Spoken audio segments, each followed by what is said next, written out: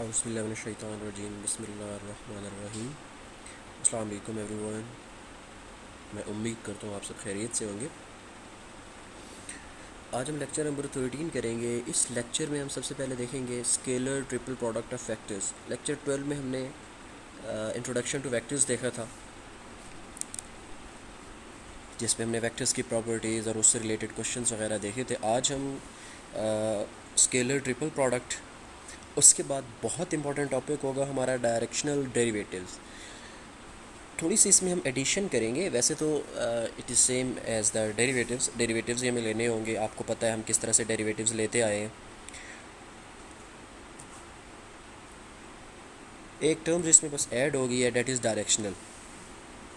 अगर मैं इसको थोड़ा इसका एक जनरल ओवरव्यू दूँ आपको, तो जैसे कि टाइटल से ही आप इसका अंदाज़ा लगा सकते हो कि डायरेक्शनल डेरिवेटिव मींस कि अब जब हम डेरिवेटिव्स कर रहे होंगे या किसी भी फंक्शन का डेरिवेटिव ले रहे होंगे, तो उसके साथ हमारे पास एक और टर्म इन्वॉल्व हो जाएगी, that is direction of that vector.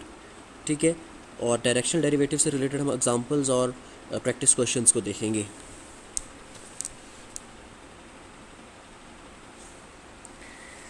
अब जब हम स्केलर ट्रिपल प्रोडक्ट की बात करते हैं, या इसको हम बॉक्स प्रोडक्ट भी कहते हैं। बॉक्स प्रोडक्ट इसको इसलिए हम कहते हैं कि अगर आपको याद हो तो सेकेंड ईयर चैप्टर नंबर 7 है मैथमेटिक्स, हम इसको स्क्वायर ब्रैकेट्स में भी लिखते होते हैं। ठीक है, फॉर एग्ज़ाम्पल अगर मैं आपको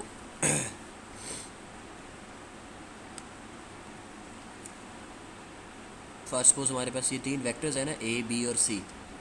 अब A cross B bracket dot C इस तरह लिखा हो तो उसका मतलब स्केलर ट्रिपल स्केलर या स्केलर ट्रिपल प्रोडक्ट है। अगर ये इसको हम ऐसे भी लिख दें,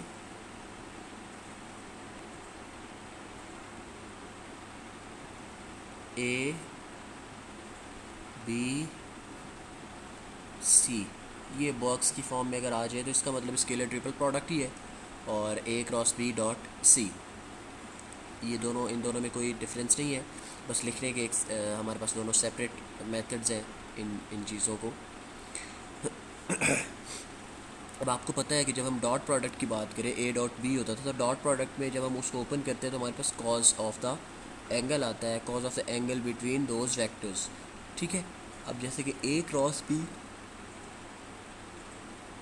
डॉट सी है, तो जब हम इसको ओपन करेंगे तो ये आ जाएगा A cross B magnitude, C magnitude cos of theta. Theta angle है A cross B and C के दरमियान में। ठीक है,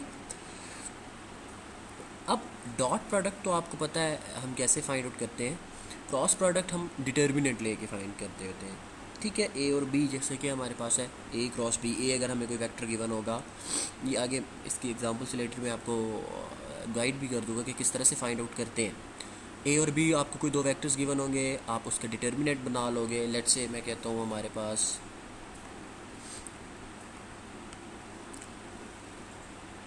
कोई वेक्टर्स है ए और बी, तो सबसे पहली लाइन में हम क्या लिखते होते हैं, उनके जो डायरेक्शनल होते हैं, आई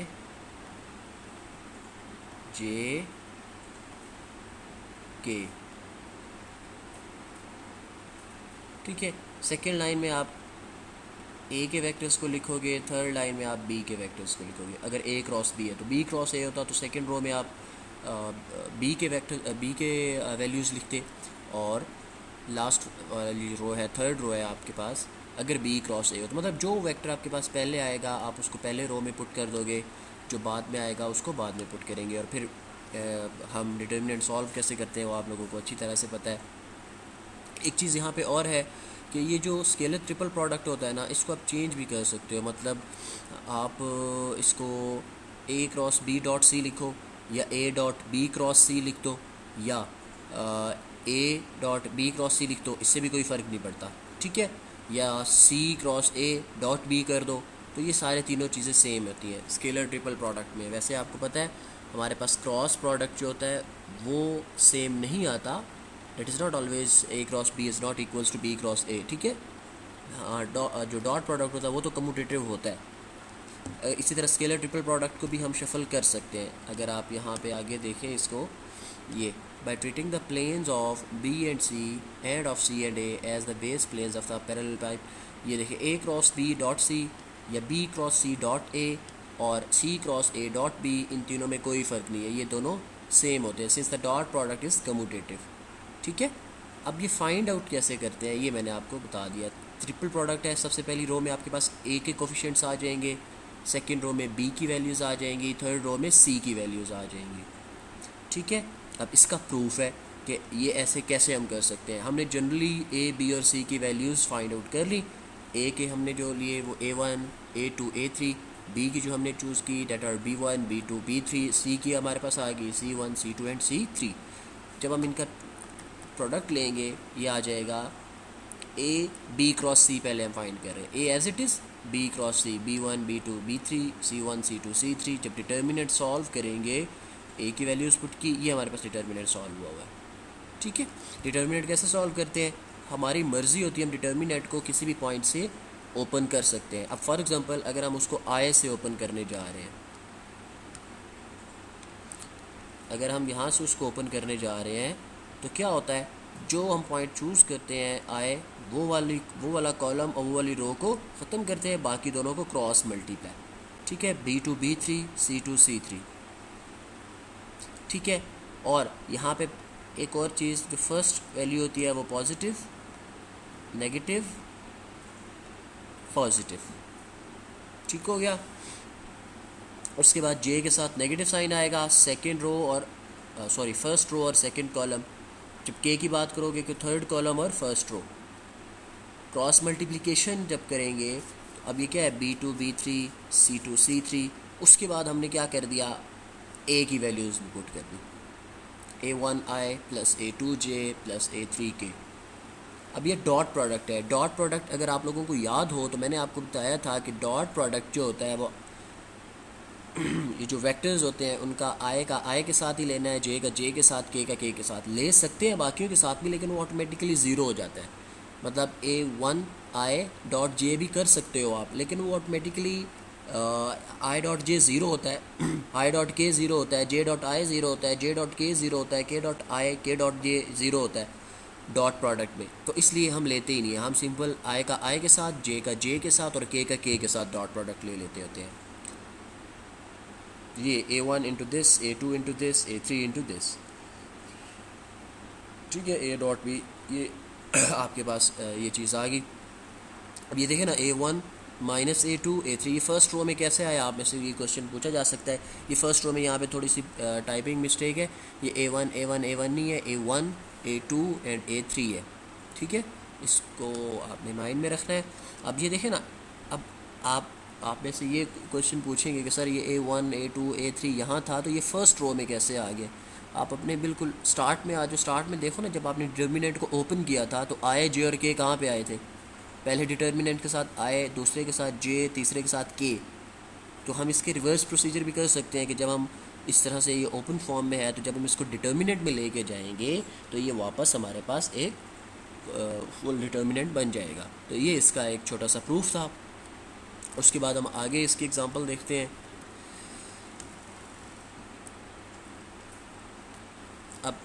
अब वैल्यूज़ हमारे पास गिवन है, पहले हमने एक जनरली प्रूफ किया है, अब हमारे पास वैल्यूज़ गिवन है। ए है हमारे पास आई प्लस 2J प्लस माइनस के, बी हमारे पास है माइनस 2I प्लस 3K। यहाँ पे जे मिसिंग है तो जे की जगह हम क्या यूज़ कर लेंगे, ज़ीरो। ठीक है, सी में अगर आप देखो आई मिसिंग है तो आई की जगह हम क्या यूज़ कर लेंगे, ज़ीरो।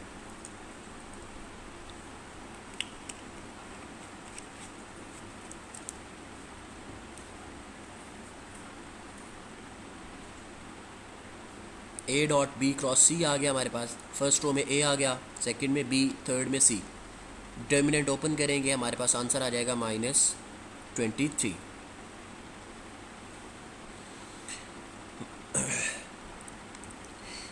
अब हमारे पास आ जाता है ग्रेडियंट। ग्रेडियंट क्या होता है बेसिकली, अगर आपको याद हो तो आपने लैप्लास इक्वेशन भी देखी थी। ठीक है, लैप्लास इक्वेशन से भी हमने ये लिया था। ग्रेडियंट है आई, ये ग्रेडियंट की वैल्यू है ये। ठीक है, ये आपके सामने, मतलब जब भी जहाँ पे भी ग्रेड होगा, ग्रेडियंट भी इसको बोलते हैं, ग्रेड बोलते हैं। I curl over curl X, J curl over curl Y, K curl over curl ji.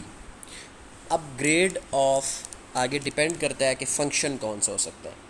Gradient of F होगा तो आप curl F over curl X, curl F over curl Y, curl F over curl G कर दोगे।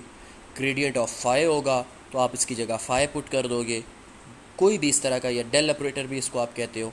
तो इससे जो है ना आप इजीली फाइंड कर सकते हो। डायरेक्शनल डेरिवेटिव्स जो आज का मेन टॉपिक है, इम्पॉर्टेंट टॉपिक है। डेरिवेटिव से आप सारे फेमिलियर हैं। अगर हम डेरिवेटिव्स को अगर हम इसको किसी अटैच कर दें ना विद सम वेक्टर, कि किसी स्पेसिफिक वेक्टर की डायरेक्शन में हम डेरिवेटिव फाइंड करें, तो उसको फिर हम क्या कहते हैं, डायरेक्शनल डेरिवेटिव। ठीक है, मतलब ये basically directional derivative is the derivative in some particular direction, right. तो if F of X Y is differentiable at the point X naught Y naught and if U is a unit vector. अब यहाँ पे जो u है ये unit vector है। ये अब हमने करना क्या है, डायरेक्शनल डेरिवेटिव में होते क्या है, ये जो फंक्शन है हमारे पास, इस फंक्शन का हम इन द डायरेक्शन ऑफ u जो है इसको डिफरेंशिएट करेंगे। तो जब हम इस पीछे आपने देखा होगा कि हमारे पास बस फंक्शन होता था, हम उसको डिफरेंशिएट करते हैं with respect to x, with respect to y, with respect to z। यहाँ भी वही काम करना है, सिर्फ एक चीज़ ऐड हो रही है कि इन the direction of u, v, z, in the direction of w, x, मतलब इस तरह कोई भी जो हमें गिवन होगा। ठीक है, और इसको हम रिप्रेजेंट कैसे करते हैं, इस तरह से भी कर सकते हैं, इस तरह से भी। ये directional derivative of f in the direction of u। ठीक है, तो d of u f of x किस पॉइंट पे है वो पॉइंट हमने पुट कर दिया। अब ये बेसिकली क्या है, u ऑफ u1 u2। ठीक है, तो f of x u1 f of y u2, first जो हमारे पास एलिमेंट होता है वो x कंपोनेंट होता है, सेकंड हमारे पास y कंपोनेंट होता है। तो जब हम इसका डेरिवेटिव लेंगे विद रिस्पेक्ट टू x, तो उसके साथ u1 with respect to y करेंगे तो वो u2 आ जाएगा।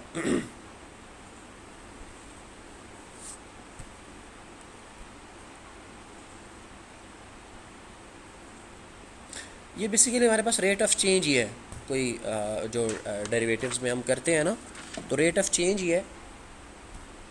बट यहाँ पे हम क्या कर लेते हैं कि इन सम डायरेक्शन आ जाता है। मैं एक छोटी सी एग्जांपल जनरल एक आपको लिख के बताता हूँ कि किस तरह से। फॉर एग्जांपल अगर हम बात करें, किसी भी फंक्शन की बात कर लें, लेट्स से ग्रेड, आपको पता है हमने भी लिखा कि वो हमारे पास क्या होता है, ये इक्वल होता है हमारे पास आई कर्ल ओवर या partial over partial x plus j partial over partial y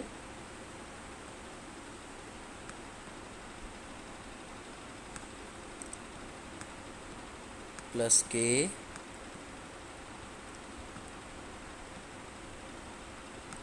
partial over partial c।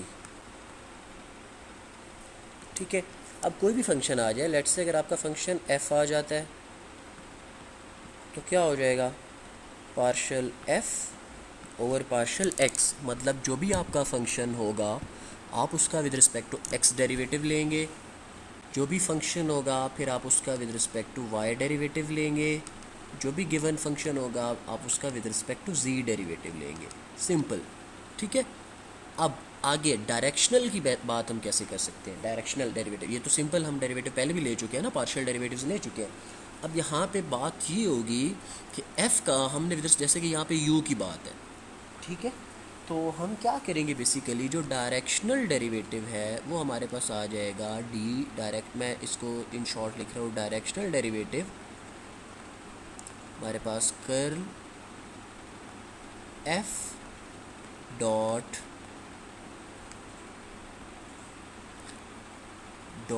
Let's say अगर हमारा डायरेक्शनल डेरिवेटिव जो है वो u है तो हम उसको u यूनिट वेक्टर से मल्टीप्लाई कर देते होते हैं। तो ये बेसिकली इस तरह से हमारे डायरेक्शनल डेरिवेटिव्स आते हैं।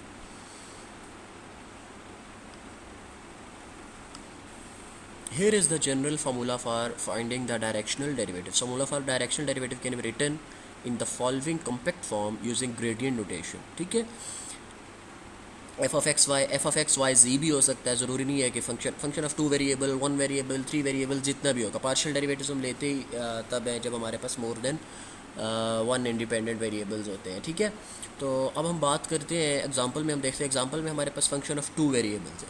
ठीक है, अब इसका हमने डायरेक्शनल डेरिवेटिव फाइंड करना है इन the direction of A.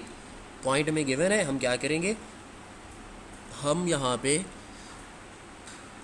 Derivatives find करेंगे, उसमें पॉइंट्स को पुट करेंगे और यूनिट वेक्टर के साथ उसका मल्टीप्लाई। ये ए वेक्टर गिवन है, इसका यूनिट वेक्टर हम खुद फाइंड करेंगे।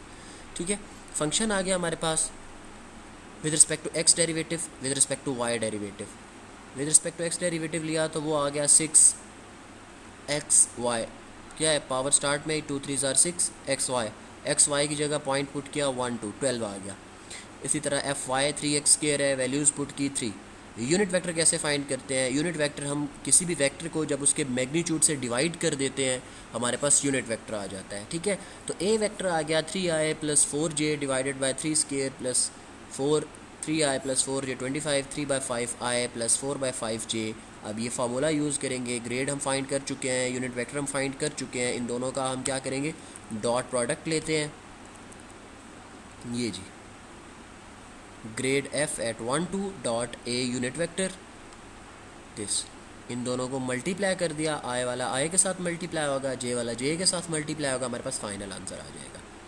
इससे रिलेटेड सेकंड एग्जांपल है find the directional derivative of f of x y। ये आप लोग खुद सॉल्व करेंगे, सोल्यूशन इसका आपके पास मौजूद है।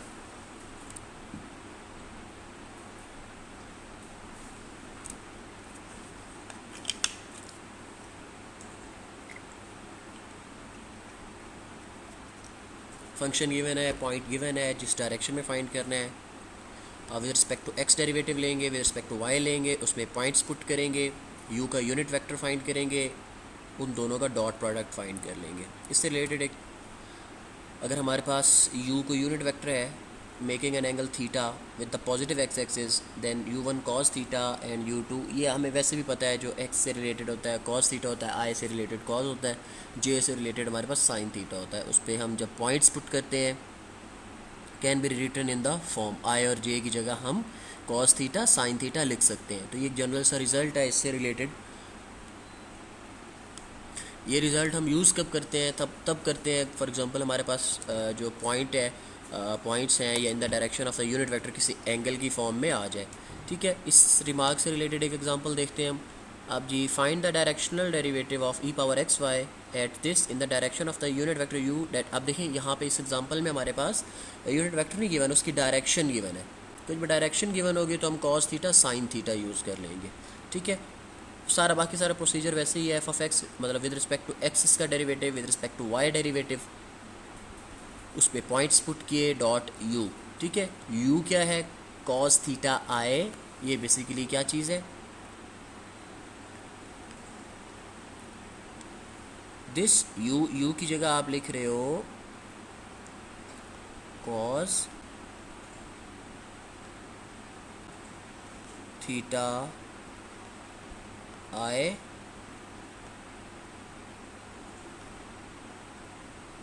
प्लस sin थीटा जे।